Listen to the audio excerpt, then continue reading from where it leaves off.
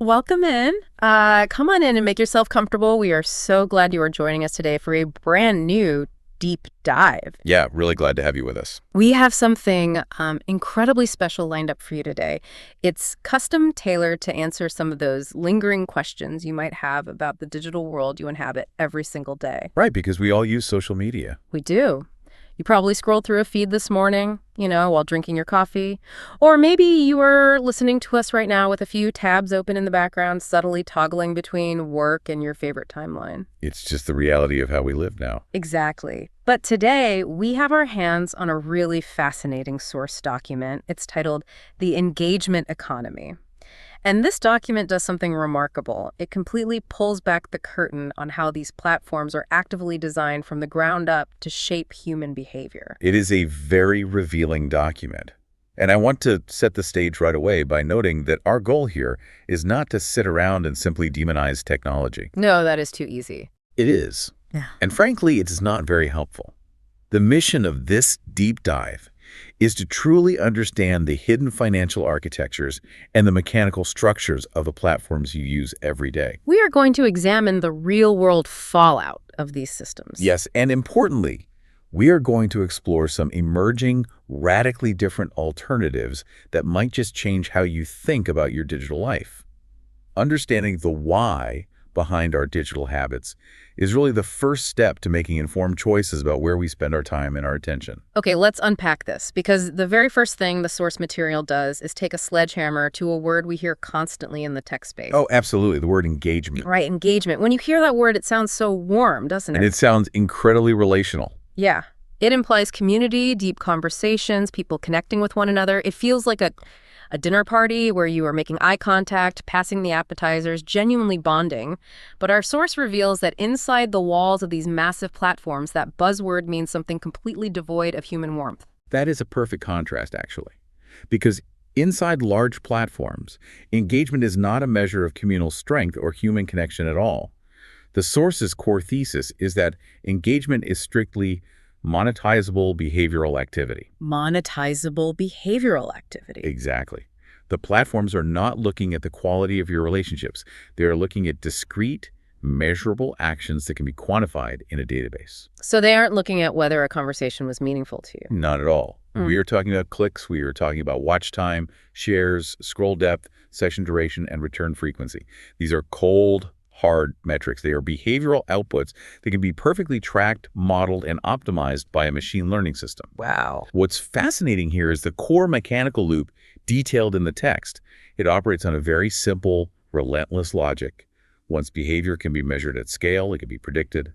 And once behavior can be predicted, it can be shaped. So they measure it, predict it, and then shape it. Yes. The modern recommendation systems you interact with are continuously testing variations in format, tone, timing, and visibility to figure out exactly which combination will extend your session time or provoke a reaction from you.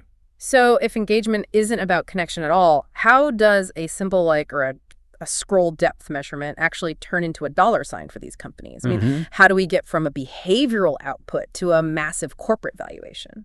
It all comes down to the economic reality of the attention market.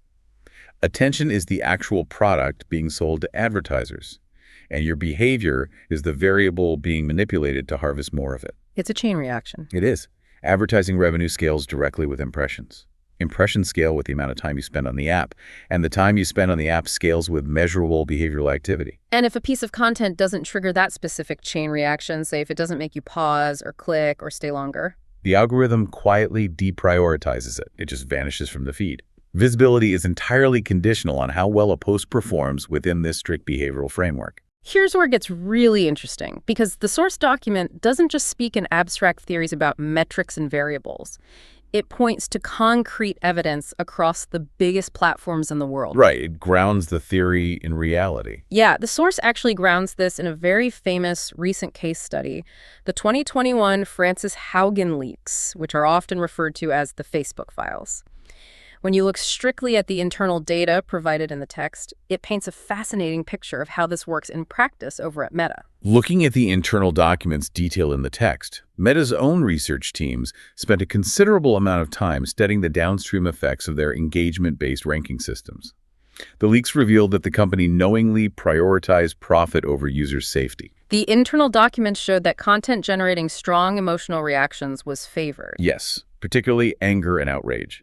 That type of content was significantly more likely to be amplified by their systems. And the reason why is just math, right? Simply because anger drives measurable interaction. When people are outraged, they comment more, they share more, and they stay on the platform longer to argue. And the text notes that the researchers inside the company actually acknowledged that their ranking systems could intensify divisive content. They did, but engagement metrics remained the central focus of their optimization strategy. There's also another piece of that internal research the text highlights. Yes, the source reports on separate internal research conducted by Instagram regarding adolescent mental health. Right. Those findings indicated that heavy usage patterns correlated with increased body image concerns and anxiety among teenage girls. And this was a reality that was known internally before the documents became public, which illustrates the sheer weight of these structural choices. It's a stark example of how prioritizing a specific metric changes the actual human experience on the other side of the screen. But Meta isn't the only example the text provides. No, it moves on to look at YouTube as well. Let's talk about YouTube. Historically, YouTube used to rank videos based on clicks. You clicked a thumbnail, the video got a point. But more than a decade ago, they made a massive pivot to watch time optimization. That pivot fundamentally changed the internet. YouTube redesigned its recommendation systems to maximize session duration. The logic was simple. The longer you stay on the site, the more ads they can serve you. Makes sense from a business standpoint. It does. But independent researchers and former engineers later demonstrated how this specific shift created recommendation cascades. Because the algorithm realized that high-intensity or fringe content kept people glued to the screen longer than standard informational videos. Exactly. So it began guiding users toward progressively extreme content pathways. And the crucial point the source makes is that this wasn't driven by some ideological malice from the engineers, right? It wasn't a room full of villains plotting to radicalize people. Not at all. It happened because extreme content simply increased watch time. The algorithm recognized that intensity kept people engaged, so it served up more of it. It is just a machine executing a mathematical directive to maximize a metric. Completely blind to the societal context of the content it is pushing. Completely blind. Which brings us to TikTok, where the tracking gets even more intense. If you have ever spent time on TikTok's For You page, you know how eerily accurate it can be. It is incredibly precise. Our source details just how granular their behavioral tracking has become. It's actually kind of funny when you think about it. They aren't just looking at obvious things like likes or comments anymore. No, they're analyzing what the text calls micro-pauses. Yes. You know the feeling. It is 2 a.m., you are mindlessly scrolling, and you pause for a split second on a video of a guy restoring a rusty axe. You didn't like it, you didn't comment, but you hesitated. That hesitation is everything. They're analyzing completion rates, rewatches, pauses, and dwell time down to the millisecond all in real time. Just a fraction of a second. That micropause you mentioned, the algorithm logs that as a signal of interest. The system is continuously adjusting distribution patterns to identify what keeps you retained. The more precisely they can measure those tiny fractions of a second of your behavior, the more precisely they can predict and shape what you will do next. Exactly. So what does this all mean? When we have these massive global systems running on these exact structural feedback loops, what is the actual fallout for the average user or the creator trying to build an audience? The fallout is profound, and it manifests in what the source calls structural secondary effects.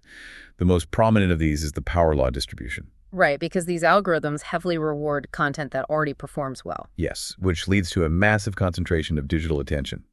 A tiny percentage of accounts end up hoarding a disproportionate share of the visibility and the monetization. The text uses the term preferential attachment to describe this. For those of us who aren't data scientists, how should we visualize that? And think of it like a highly exclusive, incredibly crowded nightclub.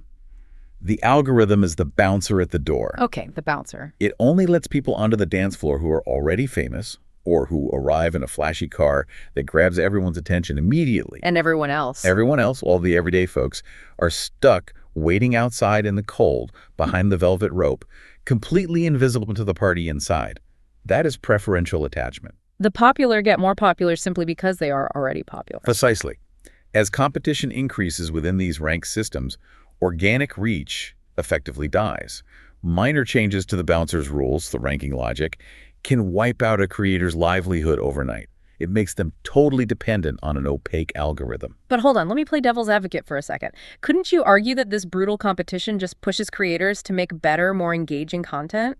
Why is a system that demands highly stimulating content inherently a bad thing for the people using it? It is a fair question, but we have to look at the psychological toll of participating in that kind of arena. The continuous operation of these reinforcement loops leads to adaptation, and that adaptation quickly turns into normalization. Creators just get used to it. They do. Creators gradually internalize the conditions of this ranked visibility. They learn that their audience is essentially fragile capital, meaning their exposure will always fluctuate based on hidden metrics beyond their control. So they aren't building a stable business. No, they're constantly performing for the bouncer. And I imagine users are absorbing parallel lessons just by scrolling through it. They are. Users learn that influence is incredibly scarce, and visibility is intensely competitive. Over time, you just assume this is how the digital world naturally operates. The engineered distribution begins to feel unremarkable. Right, and behavioral research cited in the text links this engagement-driven design to increased anxiety, attention fragmentation, and a constant low-level feeling of inadequacy. It can sound incredibly bleak when you lay it all out like that. Yeah. It feels a bit like being trapped in a digital casino where the house always wins. It really does. But I was so relieved when reading this source material because it doesn't just leave us with doom and gloom. It points toward the horizon and highlights emerging platforms that are experimenting with entirely different visibility architectures. Yes, alternatives are starting to appear. Let's talk about a platform highlighted in the text called Flute. Flute is a fascinating case study in building a completely different kind of digital architecture. The text describes Flute as operating on a non-algorithmic visibility framework. So it rejects the bouncer model entirely. Exactly. Unlike the traditional platforms we just discussed, Meta, YouTube, TikTok, Flute does not rank or suppress content based on predictive engagement modeling. There is no algorithm trying to guess what will keep you angry or hooked to maximize your session duration. But wait, if there is no algorithm pulling the strings behind the scenes, how does anyone see anything? That is the big shift. The text explains that on Flute, exposure is shaped by connection clusters and network density, rather than behavioral optimization metrics. Instead of prioritizing behavior, it prioritizes density. But what does that actually look like for a user on the screen? The best way to understand it is to compare a spider web to a megaphone. Traditional platforms hand a massive megaphone to the top 1% of creators, and the algorithm decides who gets forced to listen. Right, that power law distribution we talked about. Exactly. Flute, on the other hand, builds a spider web. If you share a post, your immediate connections, the nodes closest to you on the web, see it natively. Okay. If they find it valuable and interact with it, the vibration travels naturally through the threads connected to them, expanding outward. It isn't a central machine deciding what goes viral based on millisecond micropauses. No, it is the physical, organic structure of the network carrying the message. That makes so much sense. Visibility on Flute isn't artificially throttled, and reach isn't auctioned off to the highest bidder. Distribution simply flows through that network density. It's exactly. Because distribution isn't conditioned on an engagement score, your growth within the network directly expands the visibility of the people you are connected to, rather than concentrating all the power into the hands of a tiny fraction of top creators. You aren't fighting against a machine learning model for a slice of the pie. You are building real connections that organically expand your reach. And the text highlights that the monetization structure on Flute totally diverges from the traditional models, too. They utilize what is called a sponsor-protege structure. Right. Instead of auctioning off our attention or manipulating our engagement to serve us ads, monetization happens through direct alignment between the participants. The revenue pathways are tied to the actual relationship architecture of the network itself, rather than the volatility of human attention. So growth on a platform like Flute expands network density outward, benefiting everyone connected in that spider web, whereas growth on traditional platforms tends to centralize leverage upward toward the platform itself and that top tier of massive accounts. That is the core difference. But this brings up a huge question. If a system like Flute is so much better, if it offers transparent distribution and direct monetization without the psychological manipulation and the anxiety, why do people hesitate to migrate? Why isn't everyone jumping ship immediately the second they hear about this? If we connect this to the bigger picture, we have to look at the psychological hurdles that years of social media use have instilled in us. The baggage we carry over. Right. The source details two major cognitive distortions that heavily shape our judgment when evaluating new platforms. The first is what they call zero-sum conditioning. Zero sum. Yes. In behavioral economics, a zero-sum bias is the assumption that one party's gain must necessarily come at another party's expense.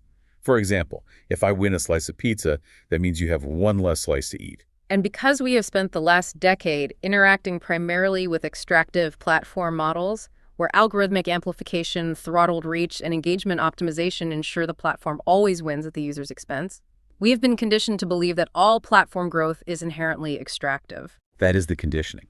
We have been trained to think, if I invite 10 of my friends to a traditional app, the app just gets 10 new ad targets to monetize. It helps the house, so what is in it for me? The text explains that this reaction isn't selfishness on the part of the user. It is just learned pattern recognition. But it becomes a problem when applied to a new model. Right. It becomes a major distortion when you apply that competitive extractive framework to a cooperative positive-sum architecture like Flute. The source calls this mutual benefit blindness. Mutual benefit blindness. It is the inability to see that in aligned ecosystems, expanding the network actually expands your own structural position.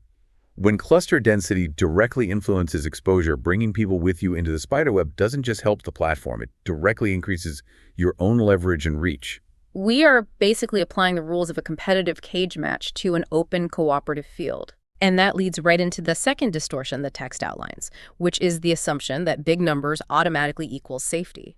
We see a massive platform with billions of users, and we think, well, everyone is there. That must be the legitimate place to be. That is where the opportunity is. The source identifies this specific phenomenon as scale legitimacy bias. People equate a massive user base with personal opportunity, defaulting to established hierarchies for perceived safety. Social proof in action. Social proof tells us that if everyone is standing in line at that exclusive nightclub, it must be the best place to be.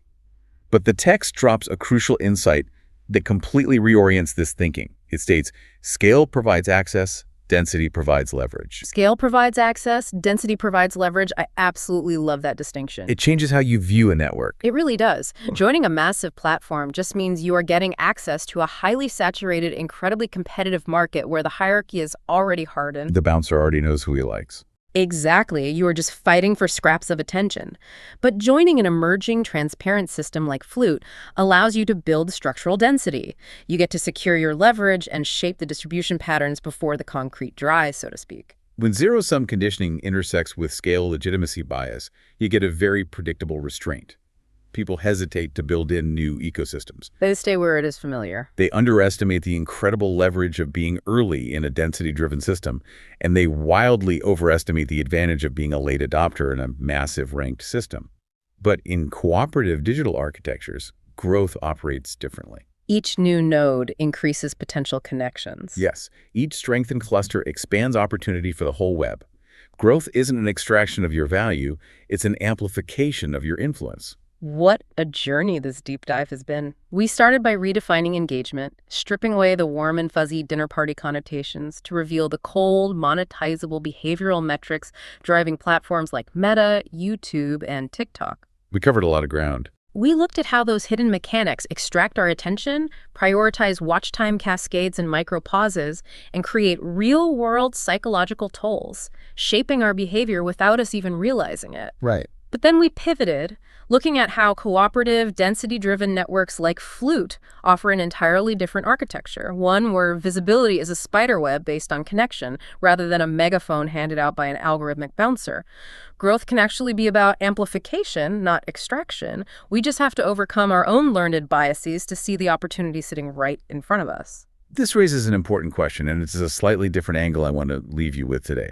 We have spent this entire time talking about digital platforms and the screens in front of our faces. Yeah. But if our brains are actively being rewired by these massive tech companies to expect zero-sum interactions online, how is that algorithmically trained bias quietly bleeding into the way we handle our physical relationships, our workplaces, or our local communities? That is a big question. If we're conditioned to believe that someone else's visibility or success inherently diminishes our own, what cooperative, real-world opportunities are we walking past every single day simply because they don't look like the competitive cages we are used to?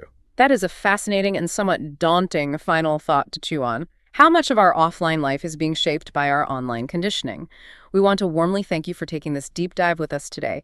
The next time you open an app on your phone, we encourage you to observe your own scrolling habits, your micropauses, your feelings of digital scarcity, and your platform choices with this entirely new perspective.